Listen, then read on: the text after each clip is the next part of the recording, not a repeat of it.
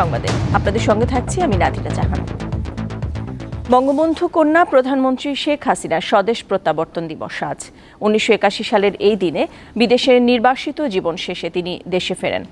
বিশ্লেষক ও রাজনীতিবিদদের মতে শেখ হাসিনা ৭৫ পরবর্তী পথ হারানো বাংলাদেশকে মুক্তিযুদ্ধের চেতনায় ফিরিয়ে আনেন, মোকাবেলা করেন উগ্রবাদ ও জঙ্গিবাদ। ১৭ মে ১৯৮১ বিকেল ৪:৩০ ভারত হয়ে দেশের মাটিতে পা রাখেন বঙ্গবন্ধু কন্যা শেখ হাসিনা। ১৯৭৫ সালের ১৫ আগস্ট জাতির পিতা বঙ্গবন্ধু শেখ মুজিবুর রহমানকে তাঁর পরিবারের বেশিরভাগ সদস্য সহ হত্যা করা হয়। বিদেশে অবস্থান করায় বেঁচে যান শেখ হাসিনা ও তাঁর ছোট বোন শেখ রেহানা। তখন থেকেই তাঁদের নির্বাসিত জীবন। সামরিক শাসক জিয়াউর রহমানের রক্তচক্ষু উপেক্ষা করে মাতৃভূমিতে ফেরেন বঙ্গবন্ধু কন্যা। ঢাকার বিমানবন্দরে তাকে বরণ করে হাজার হাজার মানুষ। আমি সবসময় বলি, এটা তো একজন শেখ হাসিনা বাংলাদেশে ফিরে নাই, বাংলাদেশে ফিরেছে। কারণ বাংলাদেশ ৭৫ সনের পরবর্তীকালে হারিয়ে গিয়েছিল, সে বাংলাদেশ পাকিস্তান হয়ে গিয়েছিল। ৮১ সনে শেখ হাসিনা বাংলাদেশে ফেরার পর সেই হারিয়ে যাওয়া বাংলাদেশ আবার বাংলাদেশে ফিরে এসেছিল। মানুষের মনে একটা আশা জেগেছিল, কারণ এর মধ্যে মানুষ তো খোলা কথা বলতে পারে না, আওয়ামী লীগের নাম নিতে পারে না, বঙ্গবন্ধুর নাম নিতে পারে না, জয় বাংলা বলতে পারে না। এটা একেবারে অলিখিতভাবে নিষিদ্ধই ছিল। দেশে আসার আগেই আওয়ামী লীগের জাতীয় সম্মেলনে সভাপতি নির্বাচিত হন শেখ হাসিনা। সংগঠনের দায়িত্ব নিয়েই তা গতিশীল করার কাজে হাত দেন তিনি। তাঁর নেতৃত্বেই ২১ বছর পর ১৯৯৬ সালে ফের রাষ্ট্র ক্ষমতা পায় মুক্তিযুদ্ধের নেতৃত্ব দেয়া এই দল। তার যে ত্যাগের মানসিকতা, মানুষের প্রতি অপরিসীম ভালোবাসা, মমত্ববোধ, এটি ছিল শক্তি। সারা দেশের প্রত্যন্ত অঞ্চলে পথে প্রান্তরে ঘুরে বেড়ান, আওয়ামী লীগের নেতাকর্মীদেরকে সাহস যোগান, তাদেরকে একত্রিত করেন এবং মুক্তিযুদ্ধের পক্ষের মানুষদেরকে ঐক্যবদ্ধ করেন। ৪৪ বছর ধরে আওয়ামী লীগের সভাপতি শেখ হাসিনা টানা চতুর্থবার সহ পঞ্চম মেয়াদে দেশের প্রধানমন্ত্রী তিনি। তাকে বদলে যাওয়া বাংলাদেশের মূল রূপকার মনে করেন বিশ্লেষক ও রাজনীতিবিদরা। উন্নয়নের ক্ষেত্রে একটা নতুন দিগন্ত তিনি উন্মোচন করেছেন। প্রতিটি ক্ষেত্রে দর্শনীয় উন্নয়ন হয়েছে, যেটি সারা পৃথিবীতে আজ নন্দিত, প্রশংসিত। সারা পৃথিবীর মানুষ আজ বাংলাদেশকে অনেক মর্যাদার চোখে দেখে। তাই আমি সবসময় বলি, মাননীয় প্রধানমন্ত্রী বাংলাদেশকে উন্নয়নের নতুন মাত্রায় তুলেছেন, নতুন উচ্চতায় তুলেছেন। যদি বাংলাদেশে শেখ হাসিনা ৮১ সনে ফেরত না আসতেন, বাংলাদেশ একটা আফগানিস্তানের মতন জঙ্গিবাদের রাষ্ট্র হতো। ২০২৬ সালে আনুষ্ঠানিকভাবে উন্নয়নশীল দেশ হচ্ছে বাংলাদেশ। এরই ধারাবাহিকতায় শেখ হাসিনা সরকারের লক্ষ্য ২০৪১-এ উন্নত সমৃদ্ধ দেশ গড়া। মিজানুর রহমান, দীপ্ত সংবাদ, ঢাকা। চলতি বছর হজ পালনের জন্য এরই মধ্যে সৌদি আরব পৌঁছেছেন ২১,০০০-এর বেশি হজযাত্রী। দর্শক, এই বিষয়ে আমরা আরও বিস্তারিত জানব। রাজধানীর আশকোনা হজ ক্যাম্প থেকে আমাদের সাথে যুক্ত হচ্ছেন সহকর্মী আনোয়ার হোসেন। আনোয়ার, আজ হজযাত্রী কতজন যাচ্ছেন সৌদি আরবের উদ্দেশ্যে, এবং তাদের কাছ থেকে কি কোনো ভোগান্তির কোনো কথা আপনি শুনেছেন কিনা? নাদিরা, এবারের যে হজ মৌসুম, এই হজ মৌসুমের যে প্রথম ফ্লাইট সেটি কিন্তু এই মাসেরই গত ৯ তারিখ থেকেই শুরু হয়েছে আর এখন পর্যন্ত চলছে। তো আমি এখানে সকাল থেকে আছি এই আশকোনা হজ ক্যাম্পে। তো আপনি যে প্রশ্নটি করেছেন, আসলে এখানে যারা হজযাত্রী, হজ গমনিচ্ছু যারা আছেন, তারা সেখানে হাজির হচ্ছেন। তো তাদের কাছে আসলে ওই ধরনের যে ভোগান্তি বলতে যেটি বোঝায়, সেটি আসলে তাদের কাছ থেকে আমরা শুনিনি। জিজ্ঞেস করেছিলাম, তো বলল যে না, তারা নির্বিঘ্নেই আসলে এখানে এসেছেন বা যে কার্যক্রমগুলো আছে সেই কার্যক্রমগুলো সম্পূর্ণ হচ্ছে। আরেকটা বিষয় হচ্ছে যে এখানে এই আশকোনা হজ ক্যাম্পে ইমিগ্রেশনের যে ব্যবস্থাটি রয়েছে এবার, সেটিও একটি বলার মতো। তো সেখানেও যে ব্যবস্থাপনা, সেটিও বেশ সুশৃঙ্খল আমরা দেখেছি বিগত কয়েকদিন থেকে। তো এখন যে প্রশ্নটি আসলে সামনে এসেছে এবার হজ মৌসুমের যে হজ গমনিচ্ছুদের বেলায়, সেটি হচ্ছে যে কিছু হজ যাত্রীদের, এমনটা আমরা বিগত সময়গুলোতেও দেখেছি যে একটি প্রতারণার আশঙ্কা তৈরি হয়, অনেকে প্রতারিতও হয়, এমনটা হয়েছে। তবে এবার একটি আশঙ্কা তৈরি হয়েছে, সেটি হচ্ছে যে, আমি যদি বলি, একটু তথ্য দিই, সেটি হচ্ছে যে এই গতকালও বা আমরা গণমাধ্যমে দেখেছি যে আল রিশান ট্রাভেলস নামে একটি এজেন্সি, সেখানে কিন্তু প্রায় 448 জন হজ যাত্রী তারা হজ গমনিচ্ছু নিবন্ধন করেছিলেন, কিন্তু তাদের ভিসা এখন পর্যন্ত হয়নি, এমন একটি তথ্য কিন্তু গণমাধ্যমে এসেছে। তো সব মিলিয়ে এখানে যারা হজ যাত্রী গমনিচ্ছু আছে তাদের কাছ থেকেও একটি তথ্য আমরা পেয়েছি যে প্রায় এবার 6,000-এর মতো হজ যাত্রী হজ গমনিচ্ছু নিবন্ধন করেছেন যারা, তাদের মধ্যে কিন্তু এখন পর্যন্ত ভিসা হয়নি। তো এরকম একটি জটিলতা এবারও আমরা দেখতে পাচ্ছি। তো সব মিলিয়ে যদি বলি, এরকম জটিলতা বিভিন্ন সময় আমরা দেখেছি, হয়তো একটা পর্যায়ে কিছুটা হলেও এই জটিলতাগুলো প্রশমনের একটি তৈরি হয়, ব্যবস্থা হয়তো হয় ব্যবস্থাপনার জায়গা থেকে। আর এবারের মৌসুমে হজ যাত্রী যদি বলি তাহলে নিবন্ধনের বিষয়টি যদি বলি তাহলে বলতে হবে যে প্রায় 86,500-র উপরে কিন্তু নিবন্ধন করেছেন হজে যাবার উদ্দেশ্যে। তো সব মিলিয়ে গত 9 তারিখ থেকে ফ্লাইট শুরু হয়েছে, এখন পর্যন্ত চলছে। তো আমরা হয়তো আরও বিস্তারিত জানাতে পারবো যে আজকের এই দিনে হজ ফ্লাইট বা কতজন আজকে যাবে। তো একটি বিষয় আছে যে বাংলাদেশ এয়ারলাইন্স, সৌদি এয়ারলাইন্স সহ 3টি এয়ারলাইন্সে কিন্তু এবার হজ যাত্রীদের আসলে বহন করা হচ্ছে। তো সব মিলিয়ে আরও হয়তো বিস্তারিত তথ্যগুলো আপনার মাধ্যমে আমরা দর্শকদের জানাতে পারবো কিছুটা সময় গেলে। নাদিরা। আনোয়ার, ধন্যবাদ আপনাকে। দর্শক, আমাদের সাথে যুক্ত ছিলেন আনোয়ার হোসেন, জানাচ্ছিলেন হজ ক্যাম্পের সবশেষ পরিস্থিতি।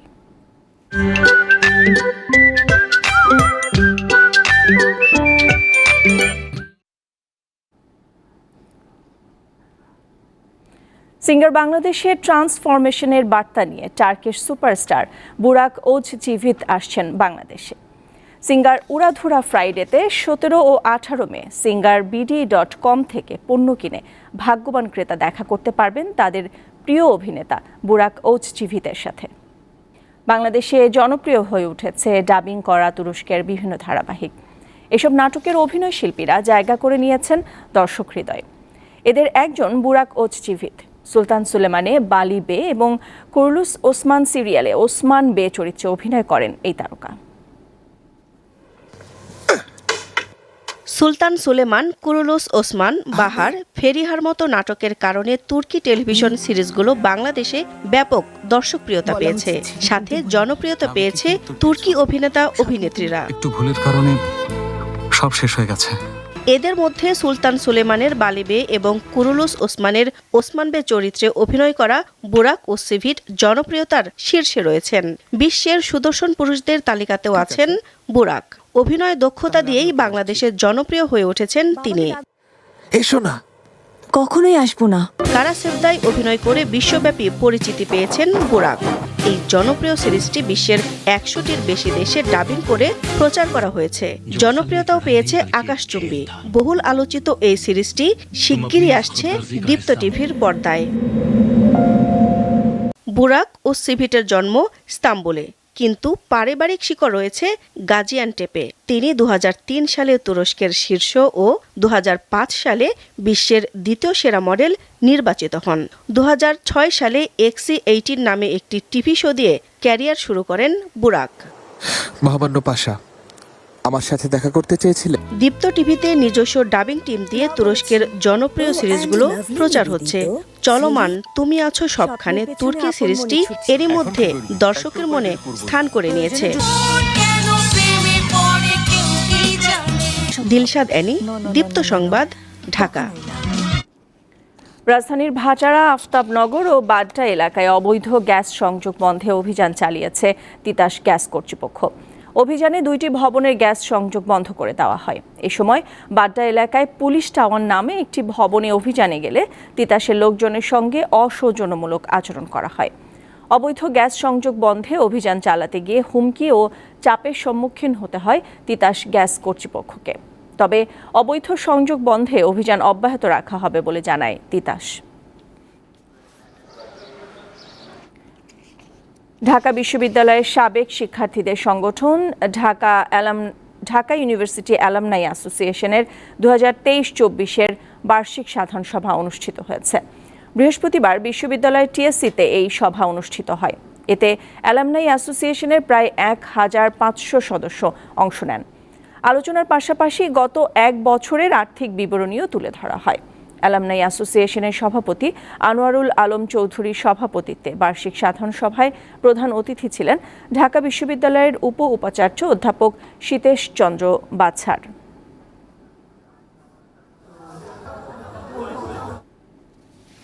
দেশে আধুনিক কোল্ড চেইন ম্যানেজমেন্ট সিস্টেম গড়ে তোলার তাগিদ দিলেন এফবিসিসিআই এর সাবেক জ্যেষ্ঠ সহসভাপতি মোস্তফা আজাদ চৌধুরী।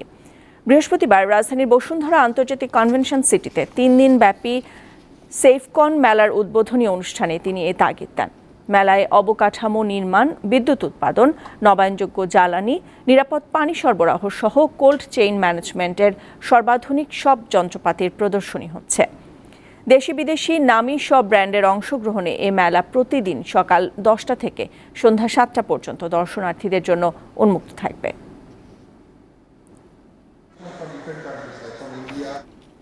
খেলার খবর।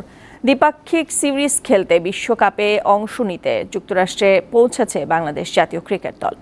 শুক্রবার বাংলাদেশ সময় ভোর 4:20 টেক্সাসের হিউস্টনের জর্জ বুশ ইন্টারন্যাশনাল এয়ারপোর্টে পৌঁছায় টাইগারদের বহনকারী বিমানটি। বিশ্বকাপের মেগা আসর শুরুর আগে এই শহরেই স্বাগতিক যুক্তরাষ্ট্রের সঙ্গে 3 ম্যাচের টি-20 সিরিজ খেলবে বাংলাদেশ। মূলত বিশ্বকাপের আগে দেশটির কন্ডিশনের সাথে মানিয়ে নিতে সিরিজ খেলবে টাইগাররা। 21 মে 3 ম্যাচের সিরিজের প্রথম ম্যাচে মুখোমুখি হবে যুক্তরাষ্ট্র ও বাংলাদেশ। 23 ও 25 মে অনুষ্ঠিত হবে বাকি 2টি ম্যাচ। এরপর বিশ্বকাপের প্রস্তুতি ম্যাচে অংশ নেবে বাংলাদেশ দল। 8 জুন শ্রীলঙ্কার বিপক্ষে ম্যাচ দিয়ে শুরু হবে বাংলাদেশের বিশ্বকাপ মিশন।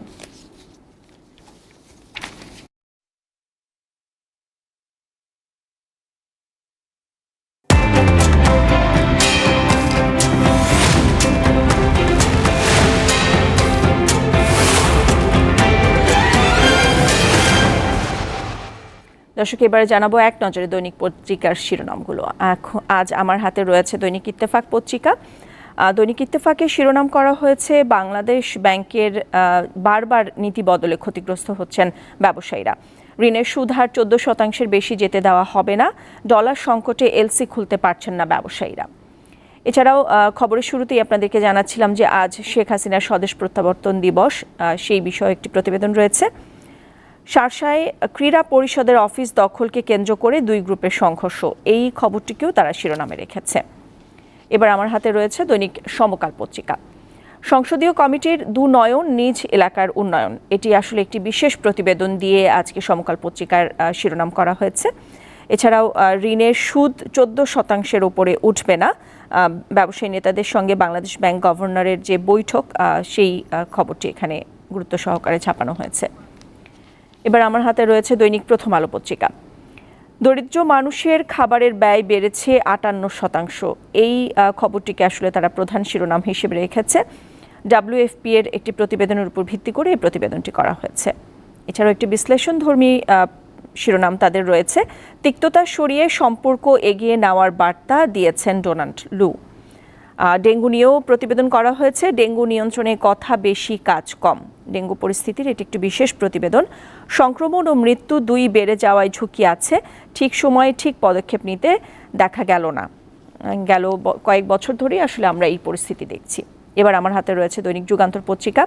দৈনিক যুগান্তরের শিরোনাম করা হয়েছে রাজধানীর খাল নর্দমা এখনও বেহাল পরিস্থিতিতে রয়েছে, কথা বেশি, কাজ কম। 2 সিটির আসলে 2 সিটি কর্পোরেশনের বিষয় নিয়ে এখানে এই প্রতিবেদনটি করা হয়েছে এবং এটি একটি বিশেষ প্রতিবেদন। মাননীয় প্রধানমন্ত্রী শেখ হাসিনার স্বদেশ প্রত্যাবর্তনের খবরও এখানে রয়েছে এবং বাংলাদেশ ব্যাংকের গভর্নরের সাথে যে ব্যবসায়ীদের বৈঠক, সেই খবরটিও এখানে রয়েছে যে কেন্দ্রীয় ব্যাংকের বারবার নীতি পরিবর্তনের ক্ষতিগ্রস্ত ব্যবসায়ীরা। দর্শক, এই ছিল আজকে আমার হাতে দৈনিক পত্রিকার শিরোনামগুলো। এই সাথে শেষ করছি এখনকার মতো। আমাদের পরের সংবাদ বেলা 12টায় দেখার আমন্ত্রণ রইল।